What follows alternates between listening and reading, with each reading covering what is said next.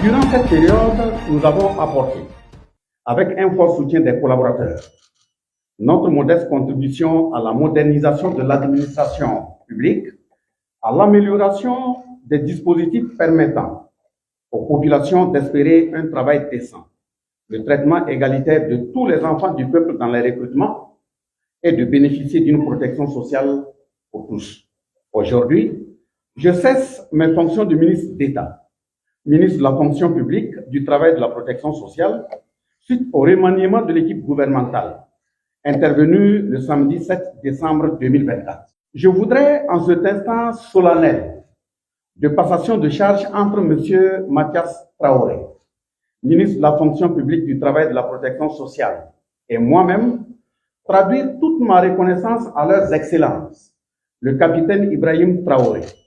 président du FASO, chef de l'État, et Apollinaire Joachim Kelem de Tambela, premier ministre sorti, pour la très grande confiance placée à ma modeste personne, en me nommant ministre d'État, ministre de la fonction publique, du travail et de la protection sociale.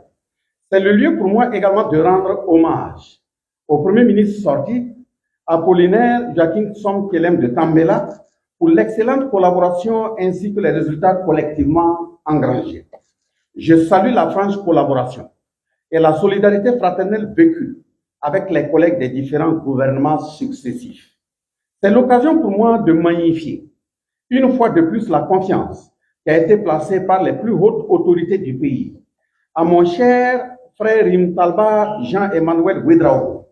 en le nommant Premier ministre pour piloter le navire gouvernemental. Mon cher frère, je te rassure de ma pleine disponibilité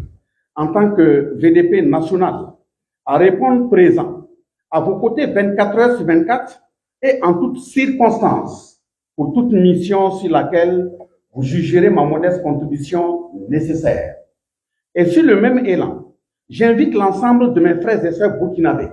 à vous accompagner fortement au nom de l'intérêt national. Sans vouloir dresser un bilan exhaustif des actions du ministère de la fonction publique, du travail et de la protection sociale sous mon mandat de 2022 à 2024, vous me permettrez de relever quelques acquis. En effet, dans le cadre de la mise en œuvre du plan d'action, de la transition le ministre d'État, ministre de la fonction publique, du travail et de la protection sociale que j'étais, a contribué à l'atteinte des objectifs définis par le gouvernement. En rappel, le gouvernement de la transition,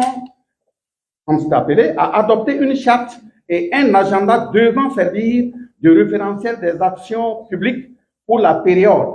de la transition. À cet effet, un plan d'action pour la stabilisation et le développement a été adopté pour prendre en charge les priorités inscrites dans le dit agenda. Ce plan d'action comporte 4 piliers correspondant aux objectifs suivants. Objectif numéro 1, lutter contre le terrorisme et restaurer l'intégrité territoriale. Objectif numéro 2, stratégique, répondre à la crise humanitaire. Objectif stratégique numéro 3, refonder l'État et améliorer la gouvernance.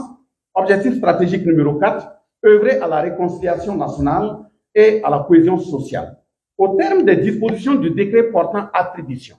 des membres du gouvernement, le ministre de la fonction publique, du travail et de la protection sociale assure la mise en œuvre et le suivi de la politique du gouvernement en matière de fonction publique, de travail et de protection sociale. À ce titre, le ministre de la fonction publique intervient au niveau de l'objectif stratégique 3, à savoir refonder l'État et améliorer la gouvernance. Le présent bilan fait la synthèse des réalisations de ce ministère dans le cadre de la mise en œuvre de l'agenda de la transition et du plan d'action pour la stabilisation et le développement de 2022 à 2024. Il s'agit essentiellement de 3 grands domaines, à savoir les ressources humaines de l'administration publique, la réforme de l'administration et enfin le travail décent. Au nombre des acquis, nous pouvons citer la suspension des recrutements sur mesures nouvelles, l'organisation d'un outil et la proposition des mesures aux plus hautes autorités du pays pour un recrutement transparent et une gestion saine des ressources humaines de l'État. L'adoption de 10 textes d'application de la loi numéro 081 du 24 novembre 2015 portant statut général de la fonction publique d'État, l'évaluation de la mise en œuvre de cette même loi portant statut général de la fonction publique et la gestion de la question des avancements de classe. l'amélioration de l'organisation des concours de la fonction publique, notamment par l'internalisation de la plateforme e-concours, avec 3 composantes que sont l'inscription en ligne, la composition et la correction électronique, ainsi que sa gestion domestique par les techniciens de l'administration publique. La diversification des moyens de paiement, SMS et mobile monnaie,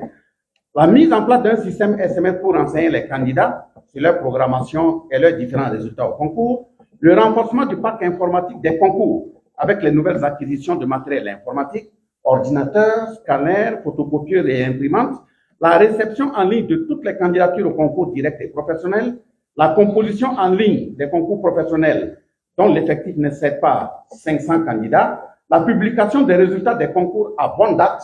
50% fin septembre 2022, 56,74% en fin septembre 2023 et 100% en fin septembre 2024. Nous avons l'adoption d'un décret portant modalité de gestion des agents publics de l'État en situation de crise et son texte d'application. La gestion diligente des carrières des agents publics à travers des opérations casier vide qui ont concerné notamment les agents du MENAPLN, plus de 30 000 agents avancés, plus de 27 000 agents réclassés. La signature dans les délais des actes des agents publics, l'adoption du manuel de procédure sur la gestion des actes de carrière, l'élaboration du rapport annuel 2021-2022 sur le fonctionnement des conseils de discipline des institutions et départements ministériels, l'adoption de la loi portant renforcement de la neutralité politique et la méritocratie dans l'administration,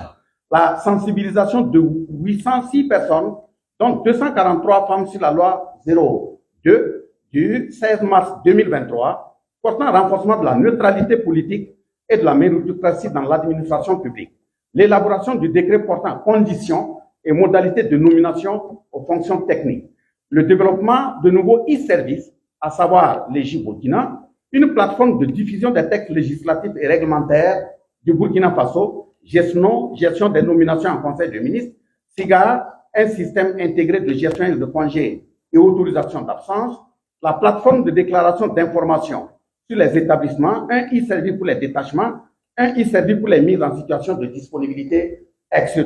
etc. Nous avons le déploiement de 4 e-services, systèmes en ligne d'évaluation, la performance de l'administration publique que sont le e-notation, alias 2, la demande en ligne des actes de carrière. Nous avons l'adoption du décret portant organisation type des départements ministériels en phase avec le budget programme, l'adoption d'un guide d'élaboration de matériel de procédure dans l'administration, l'élaboration d'un référentiel de qualité propre de l'administration, l'accompagnement de 14 structures dans l'implémentation des fiches de poste, l'adoption d'un décret portant institution du prélèvement volontaire de la souche des cotisations syndicales des agents publics de l'État et les modalités de mise en œuvre, ce qu'on appelle le check-off, l'adoption de 6 décrets prioritaires d'application de la loi portant régime d'assurance maladie universelle, la signature du mémorandum d'entente sur les inspections du travail entre la Russie et le Burkina Faso, l'immatriculation de plus de 83 478 personnes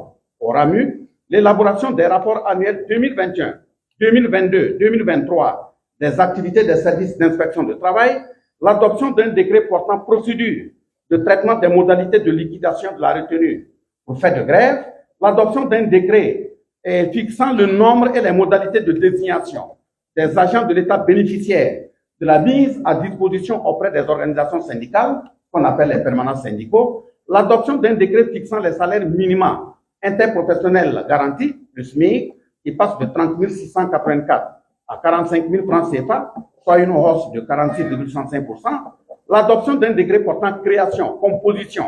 attribution et fonctionnement de la Commission nationale des salaires minimum interprofessionnel garanti, l'adoption du décret portant Code du travail, l'adoption de 24 textes d'application des lois 04 portant régime de sécurité sociale applicable aux travailleurs salariés et assimilés et 6 textes d'application de la loi numéro 03 portant régime de sécurité sociale applicable aux agents publics de l'État, l'adoption de la loi portant institution d'une coordination entre la CARFO et la CNSS qui permet de régler la retraite des travailleurs ayant cotisé entre-temps dans les 2 caisses et des périodes différentes. Le contrôle de 138 services de santé au travail, le contrôle de 5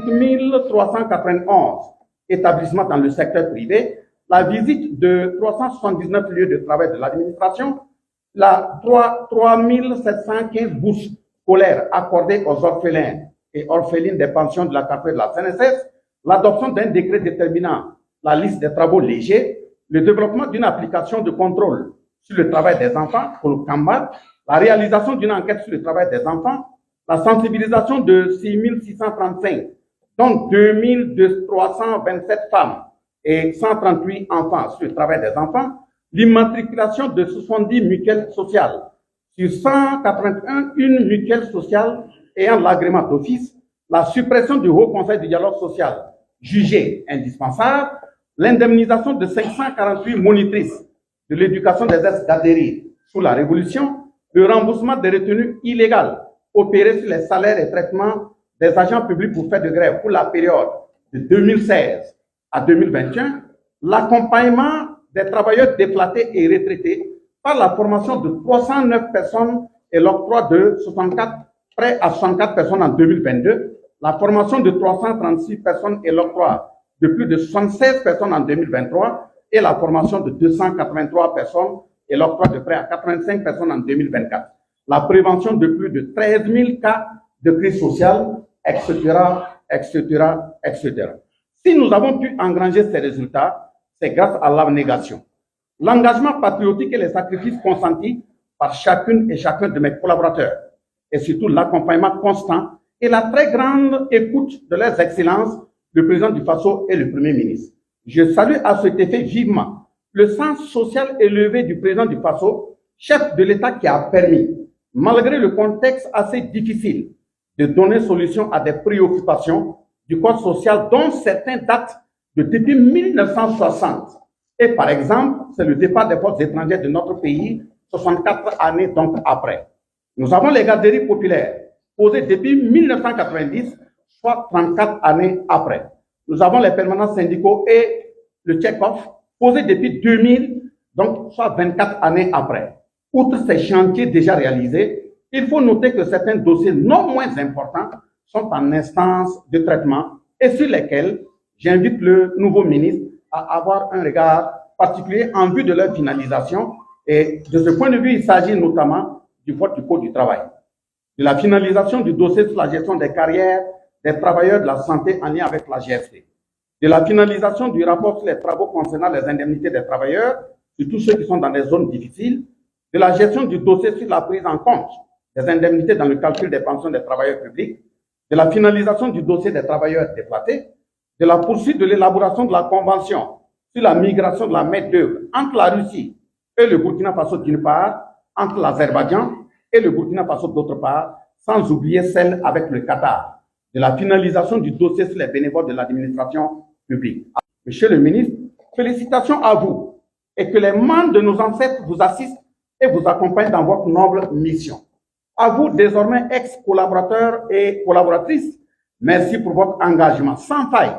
à mes côtés tout au long de ma mission. Je vous prie d'avoir le même engagement patriotique pour accompagner le ministre Mathias Traoré dans sa mission dans l'intérêt général et pour le bonheur de l'administration publique et des usagers.